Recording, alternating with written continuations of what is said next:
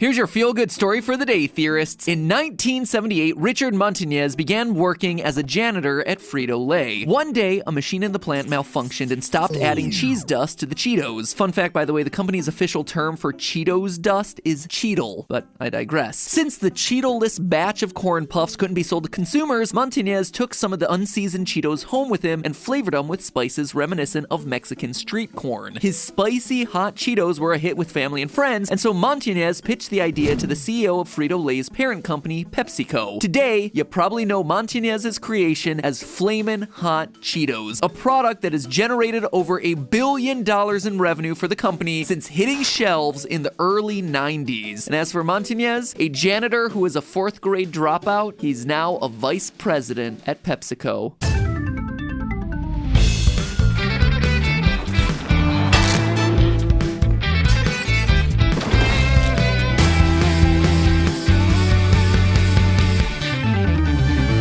Hello, Internet! Welcome to Food Theory. If you're hungry to learn, go ahead, snack on that subscription button. What can I say, theorists? Cheetos are just one of those foods. If I eat one, there is no way that I'm stopped until I reach the bottom of the bag. I mean, cheese puffs are basically everything I love rolled into one lumpy, lightweight snack. They're fried, they have salt, they have cheese, plus electroencephalogram results show that getting Cheetle on your fingers provides, quote, a sense of giddy subversion that consumers enjoy over the messiness of the product. So really, how am I not supposed to be addicted to these things? The folks over at Frito-Lay have clearly done their research. The Cheeto is a perfect, meticulously engineered snack food, or so it would seem, until you find out that they were a complete accident. You see, theorists, I recently went down a bit of a Cheetos rabbit hole when I started researching the origin story of Flamin' Hot Cheetos. Apparently, a biopic on Richard Montañez's life is in the works with Fox Searchlight, so initially I thought it might be a good topic for the Film Theory channel, but as I dug deeper into the history of Cheetos, I came to realize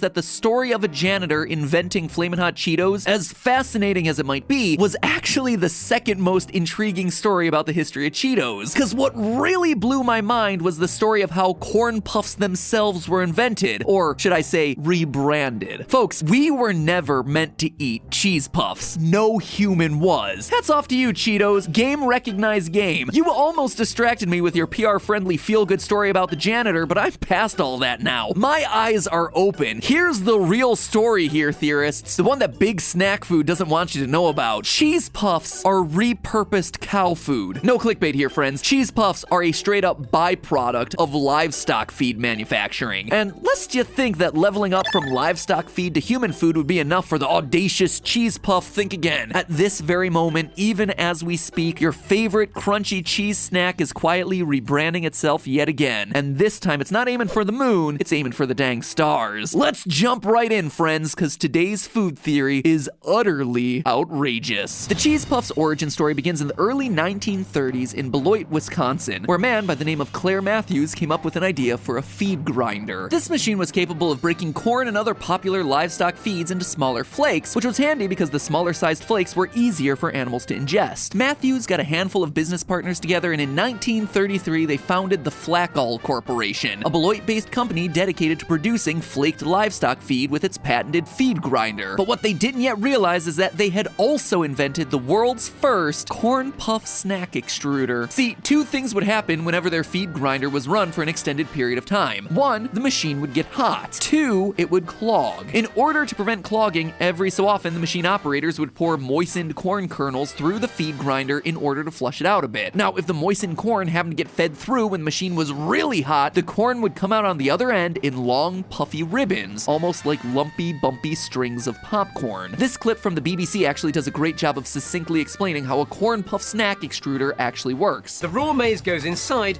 and a tightly fitting spiral compacts it.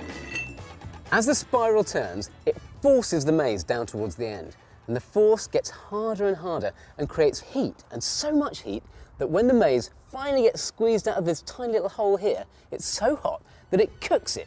and you get corn puffs. Now, the Flakall Corporation didn't give much thought to these puffy ribbons at first. After all, they were just a byproduct of the cleaning process. But if history has taught us anything, it's that anytime something new comes along, someone's gonna put it in their mouth. In this case, that somebody was Edward Wilson, a machine operator with the Flakall Corporation. The puffy corn ribbons piqued his curiosity, so he took them home after work one day, deep fried them, then seasoned them with some good old Wisconsin cheddar cheese and salt. Wilson's so-called corn curls were such a hit that the Flakall Corporation made some tweaks to their feed grinder design and patented a brand new machine to pump out corn curls for human consumption. Flakall changed its name to the Adams Corporation in order to fully separate itself from the livestock feed origins, and the Adams Corporation went full on into the corn curls business, which you gotta say is just absolutely crazy when you think about it. Here's a handful of guys from Beloit, Wisconsin set out with a dream to make it in the glamorous world of livestock feed, only to accidentally wind up creating pretty much the most addictingly delicious human feed of all time. Talk about a glow up, huh? So despite its humble agricultural origins, the cheese puff has found its true purpose as a snack food. Or has it? That's right, theorists, I'm here to tell you that the cheese puff may not have achieved its final form yet. In the 1930s, it rose above its station as industrial waste and managed to climb the culinary social ladder to the level of snack food. Not too shabby. But you see, the cheese puff and Richard Montañez have more in common than you might think. Montañez did not settle for middle management. He kept climbing until he was in the executive suite. And Cheetos refused to stop climbing too. Theorists, if you haven't noticed already, the Cheeto is inventing itself yet again. And this time, it's shooting for acceptance as a legitimate culinary ingredient. You heard that right. Yesterday's cow food wants to be tomorrow's fine dining. And if you think that sounds ridiculous, consider just how far the Cheeto has already come. For decades, people have been working Cheetos into their home recipes. Flamin' Hot Cheetos in particular. I mean, there are hundreds of Cheetos-infused recipes online for dishes of all types. Hot wings and Jell-O shots that incorporate Flamin' Hot Cheetos, burgers and sandwiches that use Cheetos for a fun, cheesy texture change-up. If you can dream it, someone out there has probably tried it. We're talking Cheetos tacos, Cheetos pizza, Cheetos as a salad topping, Cheetos ice cream. And it's not just people messing around in their home kitchens either. At least not anymore. Real professional chefs are getting in on the Cheetos game. In 2017, Cheetos launched a pop-up restaurant in New York City called the Spotted Cheetah. The menu, prepared by celebrity chef Anne Burrell, included dishes such as Cheetos meatballs, Cheetos mix-up crusted chicken Milanese, and Cheetos Sweetos crusted cheesecake. That pop-up restaurant was such a hit that Cheetos teamed up with chef Roy Choi the following year in Los Angeles for another pop-up called the Flamin' Hot Spot, which incorporated Flamin' Hot Cheetos into a variety of dishes. And just this year, Cheetos moved into the world of sushi, not as a temporary pop-up either. Hisho Sushi now offers the Cheetos Flamin' Hot Roll on their menu at locations across the US. I mean, it wasn't that long ago that I collabed with Rosanna Pansino on her cooking channel and tried a bunch of these Cheetos creations, and I gotta say, they're not bad. Heck, some of them would be even considered great, provided, you know, they weren't takeout and ordered hours before and sitting around because we were waiting to shoot the video. That video, by the way, is up in the upper right-hand corner of the screen right now. Go watch it. Rosanna and I, we're best buds. She's my sister from another mister. I love her so much. Ro, I've missed you so much this year. Let's do something when it becomes safe to do something together again, please. Now, obviously, the vast majority of people still view Cheetos as a standalone snack food, but the fact is, Cheetos are only becoming more accepted as a cooking ingredient as time goes on. And if you think about it, Cheetos are really versatile as far as ingredients go. First, they come in a wide variety of flavors, so if your dish is sweet, savory, spicy, whatever, there is a Cheeto for the job. Second, Cheetos can be easily ground into crumbs, meaning they can be infused into dishes the same way any powdered ingredient could be. And then there's the texture. Cheetos can add an unexpected crunch to any dish it's added to. And finally, it has a distinctive look. The Cheeto can be added to pretty much any dish as a garnish. Of course, the mere fact that Cheetos are useful as a cooking ingredient isn't enough. The real test is whether Cheetos can rebrand itself in the eyes of culinary society. No small task for a snack with a cartoon cheetah as its mascot, but such a rebranding isn't unheard of. Plenty of other foods have managed to climb the social ladder, as it were, shedding their low-class status and becoming accepted as fine dining material. Lobsters and caviar, for instance, were once regarded as foods only fit for prisoners. Today, of course, lobster is often the priciest item on the menu, and even mid-level caviars can set you back $75 for a single ounce. Nigiri sushi, truffles, oysters, all of them have enjoyed similar makeovers over the years. Now, just because these foods achieved culinary acceptance doesn't mean that Cheetos necessarily will. After all, the foods I just listed all had it easier than corn puffs. They were considered food when they began their journey to the top. Corn puffs weren't even regarded as food fit for livestock. They were literally industrial waste products. But here's something to help encourage the Cheeto as it trudges onward and upward. A food has managed to accomplish the leap from absolute waste product to top-tier luxury item. Technically, it's a drink, but still. I'm talking about rum. See, in the 17th century, the molasses left over from sugar production in the Caribbean was regarded as an industrial waste product. It was often just dumped into the ocean until someone figured out how to distill it down into liquor. And today, a top-shelf rum will sell for hundreds of dollars per bottle. So take note, Cheetos, the path from industrial waste to culinary appreciation does indeed exist. But will the Cheeto be able to pull it off? Will it actually be able to shed its ignoble beginnings and pull off a Richard Montanez of its own? I'm sure not gonna bet against the corn puff on this one. Not only are people working Cheetos into recipes more than ever before, but Cheetos has the benefit of having Frito-Lay and PepsiCo on board, helping push their product into the world of fine dining with pop-up restaurants and chef collaborations. I mean, heck, if Tide Pods can make the leap from inedible laundry detergent into snack food for idiots, I see no reason why Cheetos can't go from cow food to snack food to fine dining. And I see no reason why you shouldn't be able to digivolve yourself from absolute noob to master in whatever skill you choose using our sponsor for today's episode, Skillshare, an online learning community with thousands of inspiring classes for creative and curious people just like yourself. And I know that you're that person because you clicked on this video and you watched through all the way to the end, which means you like learning about new stuff, which means that Skillshare is perfect for you. Whatever your creative passion is, Skillshare has got you covered. They got classes on everything from animation to video production to creative writing. If you're the type of person who goes around munching on industrial waste in search of the next billion-dollar snack food, maybe consider one of Skillshare's classes on entrepreneurship or marketing. Personally, I've been diving into some of Skillshare's food-related classes. Most recently was a class on cookie decorating taught by Lori Shannon. Her class, Cookie Decorating for Beginners, Create Incredible Edible Art, taught me about flooding. It's how the pros get their cookies looking so smooth and perfect. And after just a few minutes, I was approximately 2,000,000% better at decorating cookies than I was when I woke up that morning. And the great thing about Skillshare is that there's no ads. They're always launching new premium classes so you can stay focused and follow wherever your creativity takes you. And it's less than $10 a month with an annual subscription. So if you're anything like me and your New Year's resolution was find a hobby or master a new skill, Skillshare has got you covered. So here's the deal. You ready for this? Get your clicking finger all warmed up. The first 1,000 of my subscribers to click the link in the description will get themselves a free trial of premium membership so they can explore their creativity to their heart's content. If you've never taken yourself a Skillshare class, you owe it to yourself to see if it's right for you. I'm telling you, it's been great as we've been trapped inside for COVID. It's been great at the start of this year as I explore trying to find some new passion that isn't,